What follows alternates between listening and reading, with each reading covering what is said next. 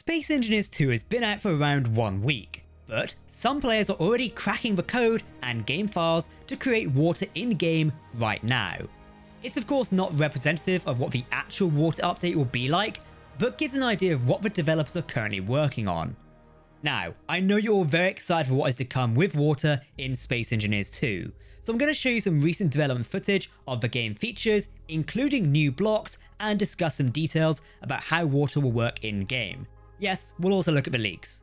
While you're watching this video, let me know your thoughts on Space Engineers 2 via the comments below. Have you jumped in and tried the new game yet, or are you waiting for more content like survival, planets, multiplayer, and water to come to the game? Either way is understandable. Hopefully, today's video will give you more information on this subject. Greetings everyone, my name is Captain Jack and welcome to another Space Engineers development news video. For the latest game news, tutorials and gameplay videos, hit that subscribe button to keep up to date. Of course, if you enjoy these videos, consider hitting that join button to support my content here on YouTube. We're launching a new Space Engineers multiplayer series this week. You'll get longer episodes and behind the scenes content. Okay, let's go. Some impressive players of Space Engineers 2 have discovered water and planets in the game files of a recently released Early Access Alpha. Community member Endarkus, and I apologize if I just butchered your name, posted a video showcasing a submarine in an ocean in Space Engineers 2. Currently, the water has to be modded into the game using files left over by the developers. So what you're seeing is not representative of what Keen will eventually produce for Space Engineers 2. But it is pretty cool. The files are very incomplete at the moment, which makes a lot of sense given that this part of the game is heavily in development and wouldn't really be in this version of the game. Some systems do appear to be working, such as the volumetric water. The game developers have seen the community do this and have already commented that the final implementation of water will be 10 times better than what you can see on screen now. So how will this implementation of water look? Today we've got new coverage of the blocks and features that build into the big water update. Vertical Slice 3 is all about water in Space Engineers 2. Keep in mind, it's recently been confirmed by Keen Software House CEO, Mark Rosa, that water is likely not going to be seen until 2026. This is obviously officially in-game, not modded in. This is a feature which the developers think will change everything. Imagine voyaging around planets with things like boats and submarines. Water is being developed as a planetary scale and volumetric, with the goal of transforming gameplay. This will feature things like oceans, rivers, lakes. I've also seen caves with little lakes in it as well. It sounds epic, right? We've recently got some more information on this. The Space Engineers 2 Pioneer Edition DLC does contain some behind the scenes details about what to expect from a water update for the game. For example, in one of the development videos, we can see blocks such as a basin pump, lake pump, and a water tank. The idea of pumping up water and transporting it around is super cool. Lake Pump 1 has 3 control options: stop, release, and absorb. The basin pump also has the same controls as well. Notice there is a control for how strong the flow rate is. This developer video showcases extracting water from a lake into a large contained environment. The thought of trolling your friends via flooding bases does come to mind. I did just need to say that. We all know we're going to do it at some point, and it's going to be funny. And later in this video, the flow rate is turned up, and you can really see the difference in how the water now fills the containment area. Another clip in the DLC showcases an engineer using a ship to pump water up from a lake. This clip actually shows a space engineer extracting water from a lake on a planet, then leaving the planet and going into space. Now once in space, the engineer actually repairs what appears to be another pump-like block, and the ship is now instantly flooded with water, presumably from the tank attached to the ship. You may think the water here does look a bit weird. Well, keep in mind this is early development footage, but also the water is in space. So there's no gravity at the moment. It's just expanding to fill the ship rather than being pulled down by gravity. We've got another video of a ship hitting the water on the surface. This is quite clearly still a heavily in development feature. I say that because you can tell from the early footage that there is no splash effect nor any sort of damage at hitting the water at that speed. The Blue Ship Fighter clearly has some buoyancy to it, suggesting that boats and more can already work in Space Engineers 2. And we sort of saw that in the leaked footage earlier with how boats can float. It does make me wonder that if I crash a ship into water at maximum speed, will my ship take damage? It would be really cool. Comment what you think on that topic below. Should ships crashing into water take damage or not? Speaking of water, I personally can't wait for when we as players get our hands on this one.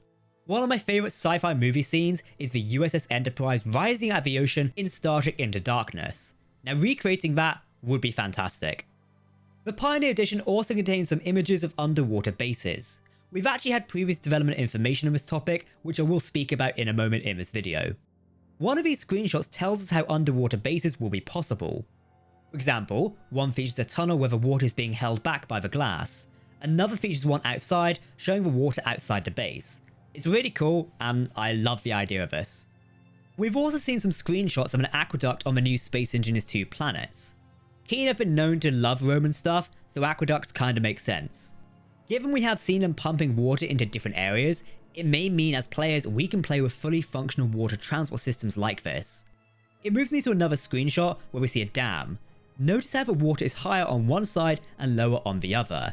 Yes, this is obviously how a dam works, but also it is just fantastic seeing this actually work in a game like Space Engineers 2.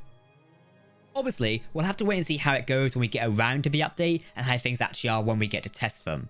But the potential is there, and it does look fantastic.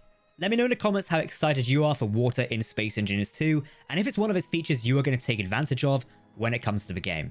There's still a larger discussion to be had about how water fits into the survival element of Space Engineers 2. Is it going to be a critical component to creating things like fuel and maybe coolant for reactors and things like that? That's a big discussion to have at another day. Give us a reason to actually use water in Space Engineers 2. While it's cool as a decoration feature, I would love if it can build into survival. And speaking of this, what is the end goal for water on planets in Space Engineers 2? Keen's goal of a water system is to have it fully interactive and at a planetary scale. We've already seen some examples of this both in the development footage and leaked content. Water will be supported in the new V-Rage 3 game engine and can react to changes in the game environment, such as ships crashing into it and destroying the terrain. So if I cut through the side of a mountain and create a river, then the water will react as you would expect it. Now as a little disclaimer here, the footage we're looking at is from an early V-Rage 3 engine experiments from many times ago. As such, it is not the most up-to-date compared to something new that could be shown off regarding the development of Space Engineers 2, and of course the content we looked at during the start of this video. Keen developers have previously demonstrated wave systems by adding wind properties like strength and direction.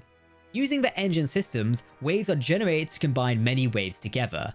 You can see an example of a system being experimented with on screen now. It does make me question, but if we're having dynamic weather systems in Space Engineers 2, maybe we can see things like tsunamis and, storm weather and things like that, which would affect the oceans. That would be cool. In a previous newsletter, Keen said that this poses an interesting problem. Scaling an interactive, ever-changing water system to the whole planet is a performance problem. To be honest, we could all have guessed that. Imagine changing the water flow, creating a new river arm, or digging a hole at the ocean's edge, creating a new bay. All of this will require some immense performance calculations. To solve this problem, the developers had to look at some properties of water systems that they could leverage. For example, when you change one side of an ocean or lake, it hardly affects the opposite side. This also applies to a river in some extents. The whole planetary water ecosystem, including rivers, lakes, and oceans, is seemingly stable most of the time. This means that although water flows, it does not change its amount. Leveraging those properties could help Keen postulate a few rules for interactive simulations in Space Engineers 2. An example of this, we do not simulate a stable state, render just visualizes water flow. After every change, we get to a stable state as soon as possible. Large bodies can work as infinite water sinks when the incoming amount of water is significantly smaller than the overall body.